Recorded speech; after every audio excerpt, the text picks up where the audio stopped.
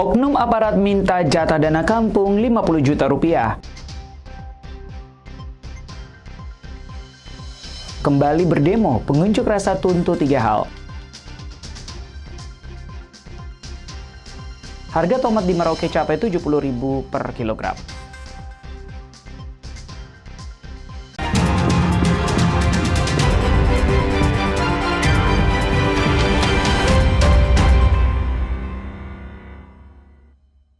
Selamat pagi saudara, apa kabar Anda hari ini? Selain ketiga informasi tadi, sejumlah informasi dan berita menarik lainnya akan kami hadirkan untuk mengisi rangkaian berita Kompas Merauke hari ini. Selama 30 menit ke depan, bersama saya, Frankie Wohel, inilah Kompas TV independen terpercaya.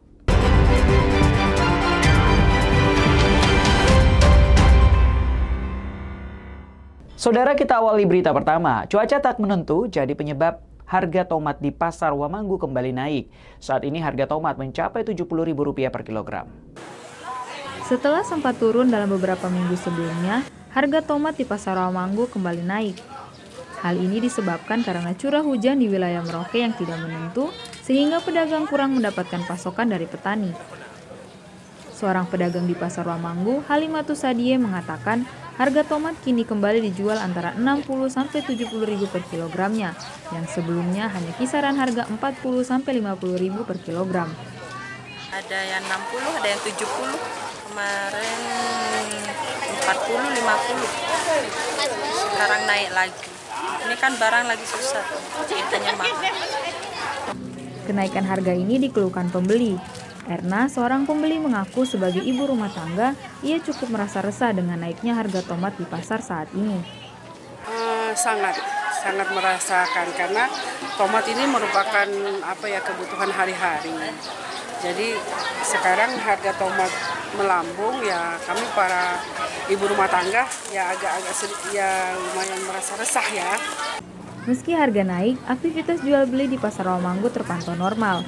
Warga berharap harga dapat kembali stabil seiring membaiknya kondisi cuaca dalam beberapa pekan ke depan. Kathleen Romera, Kompas TV Merauke, Papua Selatan. Saudara, bantuan subsidi upah 2025 mulai disalurkan kepada pekerja melalui kantor Pos Indonesia Merauke. Besaran bantuan yang diterima masing-masing pekerja sebesar Rp600.000. Penyaluran bantuan subsidi upah atau BSU kembali dilakukan di Merauke pada Senin pagi. Besaran bantuan yang diterima masing-masing pekerja sebesar Rp600.000.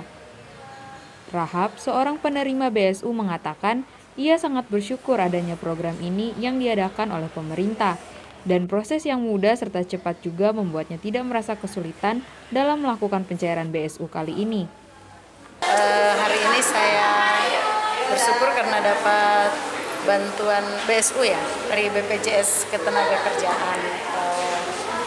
Kalau untuk proses pencairannya ya puji Tuhan, karena saya sudah dapat informasi ada nama, sehingga sampai di sini tidak dipersulit, hanya kita kumpul KTP lalu mereka verifikasi di data online. Kalau benar terdaftar ya berarti langsung cair seperti itu.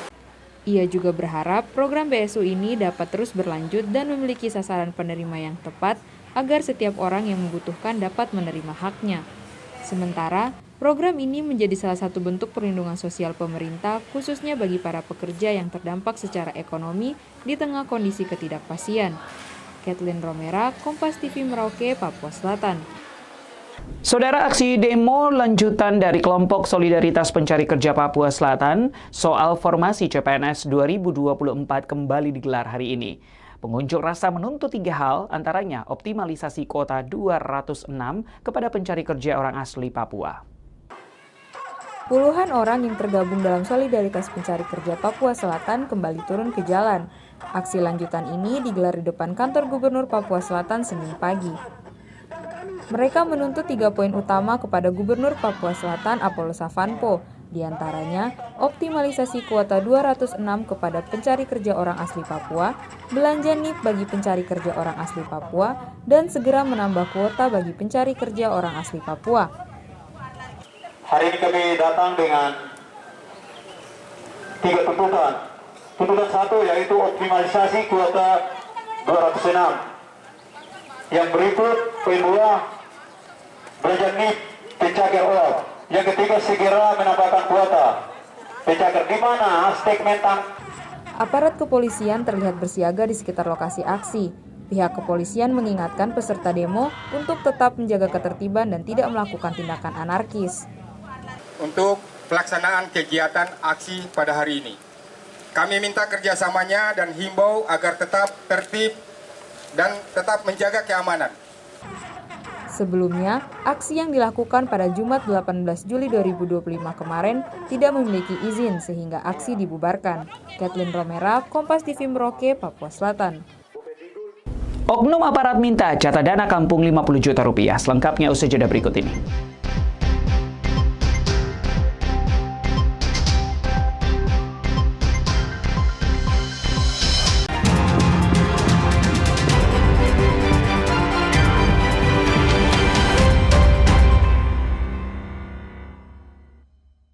Masih bersama saya Frankie Wohel dalam Kompas Merauke. Oknum aparat TNI Polri diduga meminta jatah dana kampung sebesar 50 juta rupiah kepada Purwito di distrik Beoga, Kabupaten Puncak.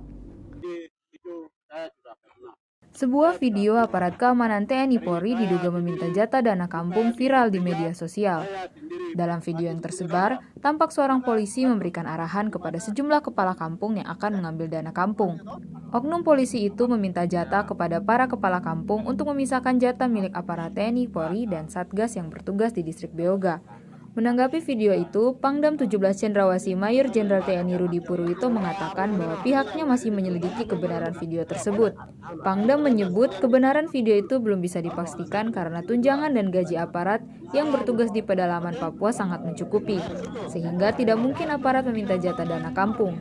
Meski begitu, Pangdam menegaskan jika video itu benar terjadi, maka pihaknya akan memberikan sanksi tegas kepada oknum TNI yang terlibat permintaan jatah dana kampung. Jadi itu hanya video yang dibuat hanya untuk memberikan suatu istilahnya, ya informasi yang menyesatkan. Gitu. Kalau yakin, rekan-rekan wartawan yakin ada prajurit saya yang meminta jatah, laporkan kepada saya akan tindak secara tegas. Kalau itu bukan prajurit di jajaran saya akan laporkan kepada pimpinannya. Sehingga itu bisa proses hukumnya bisa berjalan dengan baik. Vindi Rakmeni, Kompas TV Jayapura, Papua. Dari Kabupaten Mapi, Saudara, hujan yang turun selama 2 pekan terakhir mengakibatkan air meluap hingga ke permukiman warga di Kabupaten Mapi, Papua Selatan. Air yang menggenangi pemukiman warga setinggi 1 meter mengakibatkan setidaknya 261 warga dievakuasi.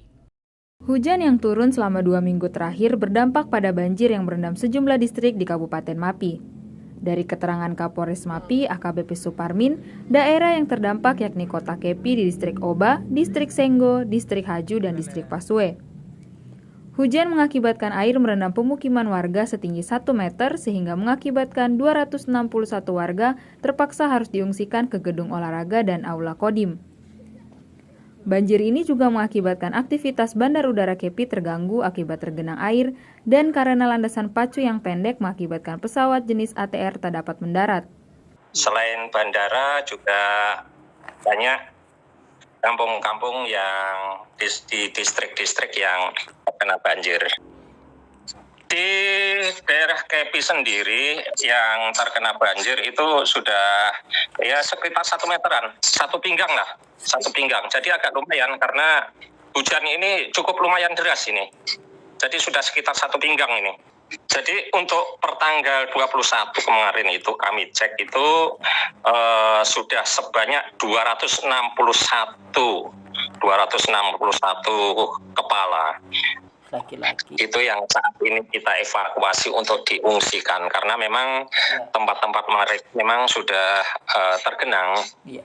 Ya memang tidak tenggelam semua, tapi kalau namanya sudah 1 pinggang 1 meter kan sudah nggak bisa digunakan untuk tempat tinggal mereka. Kapolres Mapi menyebut hingga saat ini hujan masih terus mengguyur Mapi. Warga diharap tetap waspada. Tim Liputan Kompas TV Mapi, Papua Selatan. Sorotan lainnya saudara, program Tentara Manunggal Masuk Desa atau TMMD ke-125 kembali dilaksanakan di Merauke.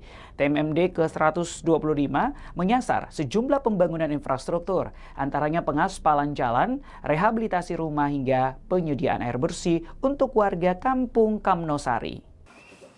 Program Tentara Manunggal Membangun Desa atau TMMD ke-125 kembali dilaksanakan di Merauke, ditandai dengan upacara pembukaan yang dipimpin langsung Bupati Merauke. TMMD ke-125 menyasar Kampung Kamnosari, Distrik Jogebob dengan sejumlah pertimbangan seperti kondisi jalan yang cukup parah ditambah dengan adanya permintaan dari masyarakat setempat. TMMD ke-125 menyasar sejumlah pembangunan infrastruktur, antaranya pengaspalan jalan, rehabilitasi rumah, hingga penyediaan air bersih untuk warga Kampung Kamnosari. Salah satunya memang kalau kita melihat Kampung Kamnosari ini lokasinya di tengah-tengah tetapi kadang dilewati, sehingga banyak terjadi kebocoran di jalan dan lain sebagainya, sehingga kami merasa perlu untuk menunjuk fokus di lokasi Kamnosari. Dan ini juga merupakan permintaan dari masyarakat sudah beberapa waktu yang lalu secara berulang-ulang, tapi mungkin di tahun ini baru kita penuhi. Tapi itu juga bekerja sama dengan TNI dan TNI yang akan mewujudkan itu. Kami hanya support. Sementara Komandan Kodim 1707 Merauke, Letkol Joni Nopriadi mengatakan pelaksanaan TMMD tak hanya melibat TNI saja, namun juga merangkul masyarakat dan berbagai elemen. Dan di Merauke menargetkan program TMMD kali ini akan rampung dalam kurun waktu 1 bulan. Kita harus bisa maksimal 1 bulan kita sudah selesai. Ya, pekerjaan tadi ada pekerjaan fisik dan non fisik. Mungkin kita tambahkan dari Bupati tadi. Yang fisik tadi yang paling utama adalah jalan yang memang dari dulu kami dapat informasi ada permintaan dari masyarakat, dan memang kami lihat sendiri langsung karena kami melihat kami kedatang ke sana meninjau medan. Kita lihat memang jalan itu sudah parah sekali. Kadang-kadang anak sekolah tuh udah pakaian bagus-bagus sekolah jatuh. Itu saya lihat sendiri itu. Syarif Jimar, Kompas TV Merauke, Papua Selatan. Sekolah rakyat mulai disiapkan di Merauke, selengkapnya usai jeda berikut ini.